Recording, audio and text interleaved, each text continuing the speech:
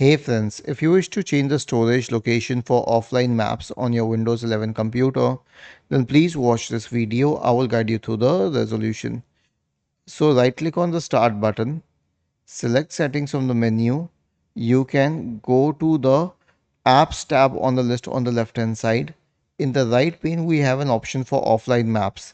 Select this one and you will find an option for storage location. So you can select it at C drive or D drive or anything that you like, but you can only select the drive. You cannot select a very specific location.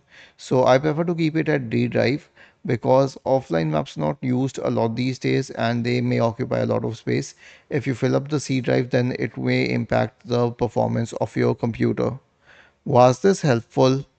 If yes, then please subscribe to the channel. If not, then let us know in the comment section of the video on how we could help you further. Thank you for watching this video and have a nice day.